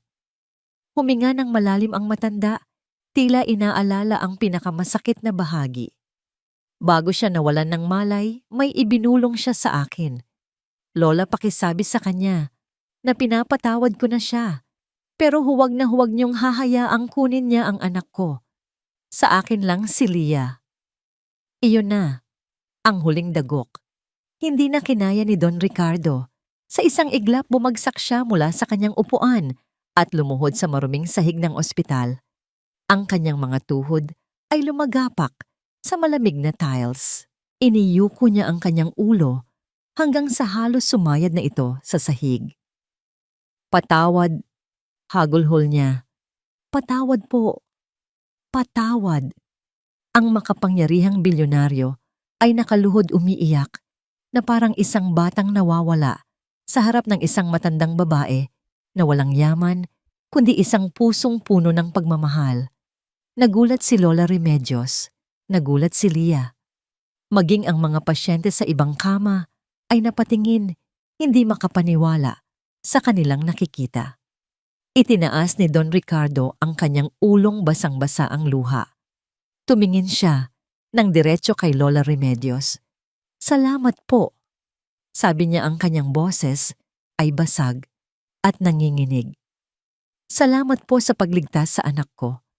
Salamat po sa pagbibigay sa kanya ng pagmamahal na hindi ko naibigay. Ang utang na loob ko sa inyo ay hindi kayang bayaran ng kahit anong halaga sa mundo. Umiling si Lola Remedios, ang mga luha ay dumadaloy na rin sa kanyang mga pisngi. Hindi iyon utang. Si Lia, naging anak ko na rin siya. Siya ang nagbigay sa akin ng dahilan para mabuhay. Pero hindi pa tapos si Don Ricardo. Muli niyang iniyuko ang kanyang ulo. At sa harap ng lahat sa sahig ng pampublikong ospital, 3 beses niyang idinikit ang kanyang noo sa sahig. 1 kilos ng sukdulang paggalang at pagsisisi, 1 tradisyonal na paghingi ng tawad na matagal nang hindi ginagawa. Patawarin niyo po ako sa aking kaduwagan. Patawarin niyo po ako sa lahat ng sakit na idinulot ko, sabi niya sa bawat yuko. At salamat po. Salamat po sa pagiging ina sa aking anak nung ako'y wala. Pagkatapos ng 3 yuko na natili siyang nakaluhod ang kanyang mga balikat ay nanginginig pa rin. Lumapit si Lia at marahang hinawakan ang kanyang balikat. Itay, tumayo na po kayo. Itay. Sa unang pagkakataon, tinawag siya ni Lia sa salitang iyon. Para kay Don Ricardo ang salitang iyon ay mas matamis pakinggan kaysa sa kahit anong papuri na natanggap niya sa buong buhay niya. Dahan-dahan siyang tumayo, inalalaya ni Lia. Pinunasan niya ang kanyang mga luha. Mayroon ng bagong liwanag sa kanyang mga mata. Isang liwanag ng isang taong nabigyan ng pangalawang pagkakataon. Tumingin siya kay Lola Remedios. Mula sa araw na ito, mariin niyang sabi, hindi na po kayo mananatili dito.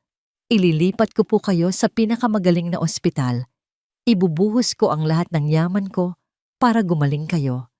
At bilang pasasalamat, magtatayo po ako ng isang foundation, isang charity na tutulong sa mga batang katulad ni Lia.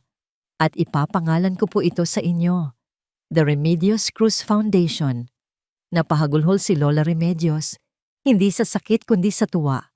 Sa wakas, ang lahat ng paghihirap ni Aurora, ang lahat ng sakripisyo ni Lia ay nagkaroon ng kahulugan. Sa gitna ng emosyonal na sandaling iyon, nag-vibrate ang cellphone ni Lia. Isang text message mula kay Victor, ang driver. Binuksan niya ito. Ang kanyang mga mata ay nanlaki sa nabasa. Lia, mag-ingat kayo. Narinig ko si Ma'am Catherine. Tatawag daw siya ng press conference bukas para isiwalat ang katotohanan tungkol sa'yo at sa nanay mo. Gusto niyang sirain ang pangalan ninyo bago pa man kayo kilalanin ni Don Ricardo. Isang malamig na takot ang biglang gumapang sa kanyang dibdib. Ang digmaan ay hindi pa tapos. Sa katunayan, ito'y mag-uumpisa pa lamang. Ipinakita niya ang text sa kanyang ama. Nabasa ito ni Don Ricardo. Ang lungkot sa kanyang muka ay biglang nawala. Napalitan ito ng isang malamig at bakal na determinasyon. Ang Don Ricardo na kilala ng mundo ng negosyo ay nagbalik. Umuwi na tayo, sabi niya sa isang boses na hindi na nanginginig. Panahon na para tapusin ang laban na ito, minsan at para sa lahat. Ang sala ng mansyon ay tila isang arena na naghihintay ng laban. Si Catherine ay nakaupo sa isang silyang parang trono na papaligiran ng kanyang abogado at isang public relations expert. Sa mesang nasa harap niya ay nakakalat ang mga papeles at mga lumang litrato, mga sandatang gagamitin niya para wasakin ang pangalan ni Aurora at Lia. Ang kanyang mukha ay puno ng kumpiyansa, isang ngiti ng tagumpay ang nasa kanyang mga labi. Ito na ang kanyang huling baraha. Biglang bumukas ang malaking pinto ng sala. Pumasok si Don Ricardo at si Leah magkasabay. Hindi sila mukhang talunan. Ang kanilang mga tindig ay tuwid, ang kanilang mga mukha ay kalmado. Sa likod nila, tahimik na nakatayo si Victor, ang kanyang katapatan, ay malinaw na nasa panig ng mag-ama. Ayan na pala ang mag-ama. Sarkastikong sabi ni Catherine. Nag-ensayo na ba kayo para sa press conference bukas? O baka naman nandito kayo para magmakaawa? Hindi sumagot si Don Ricardo. Sa halip iginiya niya si Leah sa isang upuan.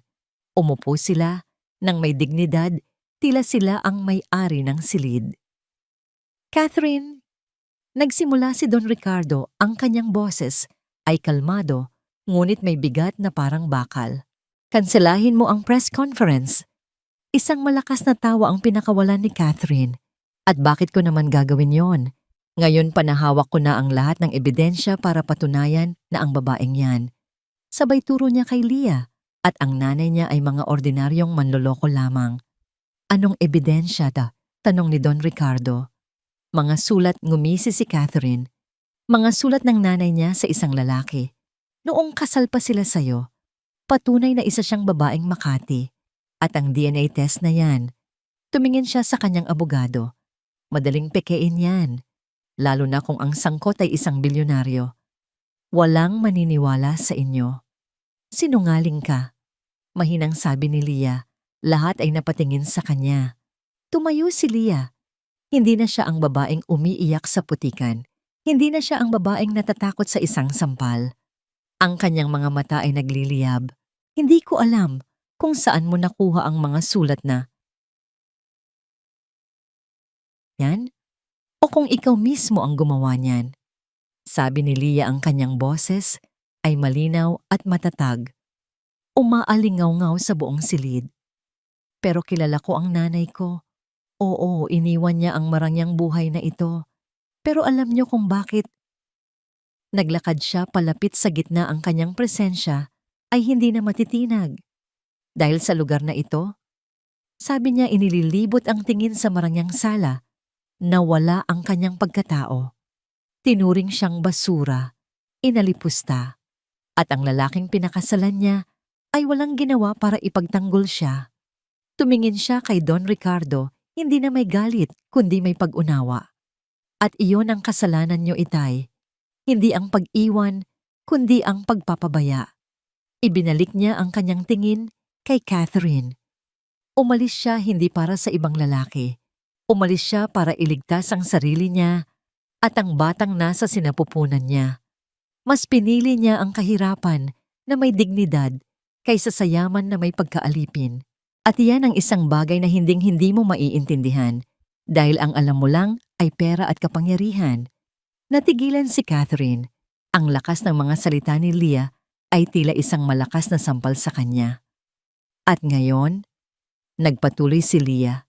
Sisirain mo ang alaala niya para lang maprotektahan ang posisyon mo sa pamilyang ito, para masigurong sa'yo pa rin mapupunta ang mana na para dapat sa apo niya. Tapos ka na. Malamig na sabi ni Catherine, pilit na binabawi ang kanyang kumpiyansa. Dahil walang magbabago, bukas malalaman ng buong mundo kung anong klaseng babae ang nanay mo. Sa tingin ko hindi matutuloy yan.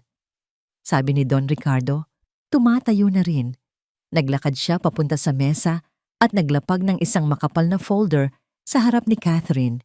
Iba ito sa folder na hawak ng babae. Ito ay opisyal, may mga selyo ng bangko at mga legal na dokumento. Ano to? Kinakabahang tanong ni Catherine. Buksan mo, simpleng utos ni Don Ricardo. Nanginginig ang kamay na binuksan ni Catherine ang folder. Ang kanyang mga mata ay nanlaki sa bawat pahinang kanyang binabasa. Mga bank statement, mga kopya ng tseke, mga papeles ng mga dummy corporations, lahat ay nakapangalan sa kanya. Iyan po.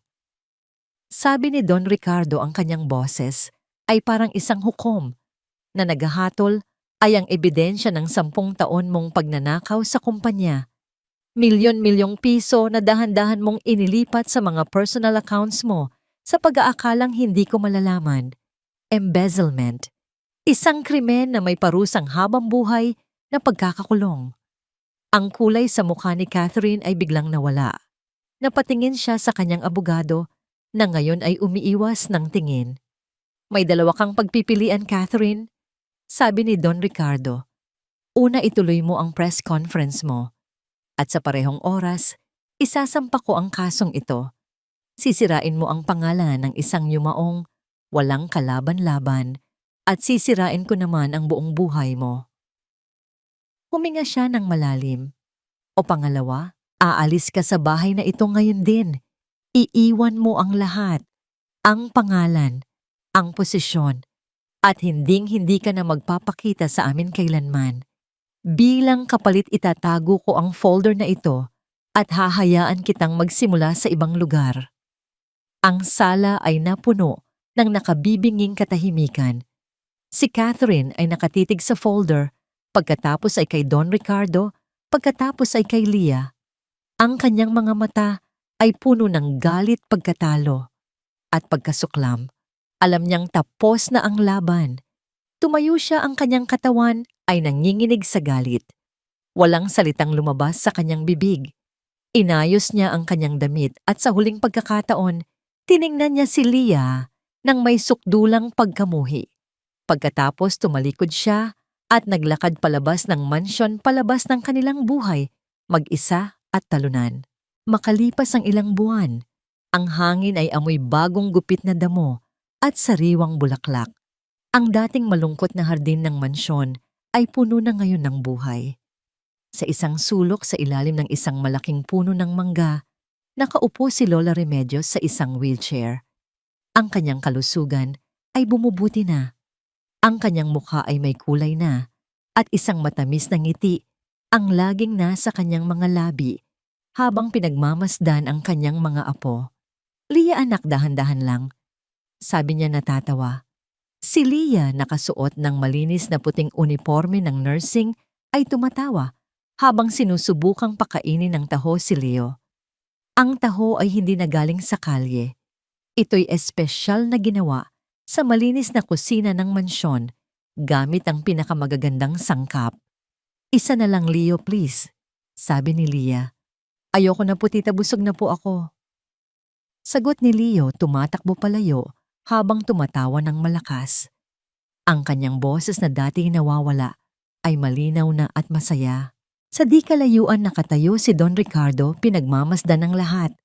Ang kanyang madilim na business suit ay napalitan ng isang simpleng polo shirt. Ang tigas sa kanyang mukha ay nawala na palitan ng isang malambot at mapagmahal na ngiti. Kinuha ni Leo ang isang baso ng taho at tumakbo palapit sa kanya. Lolo, tikman niyo po ang tamis. Yumuko si Don Ricardo at kinuha ang maliit na kutsara. Sumubo siya. Ang tamis ng arnibal at ang init ng tokwa ay gumapang sa kanyang lalamunan. Hindi lang nagbibigay ng lasa, kundi nagbibigay din ng ginhawa. Masarap nga, apo, sabi niya, ginugulo ang buhok ni Leo. Tumingin siya kay Leah na ngayon ay lumalakad palapit sa kanila. Ang kanyang anak, ang kanyang nawawalang bituin. Itay, sabi ni Leah, pinapatawag na po kayo sa telepono. Tungkol daw po sa unang batch ng mga scholar ng Remedios Cruz Foundation. Ngumiti si Don Ricardo. Ang kanyang kasalanan ay unti-unti nang nagiging pagpapala para sa iba. Salamat, anak.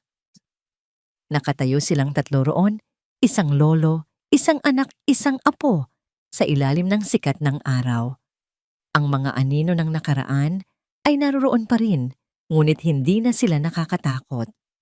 Ang mga ito'y naging paalala na lamang ng isang madilim na gabi bago ang isang napakagandang umaga. Ang isang baso ng taho ay nag-ugnay sa kanila. Ang isang simpleng ngiti ay nagbukas ng pinto sa katotohanan. At ang pagpapatawad, iyon ang naghilom sa lahat. Ang pamilya na winasak ng kayamanan at pagmamataas ay muling nabuo, hindi ng dugo lamang, kundi ng pagmamahal, sakripisyo at isang matamis na pangalawang pagkakataon.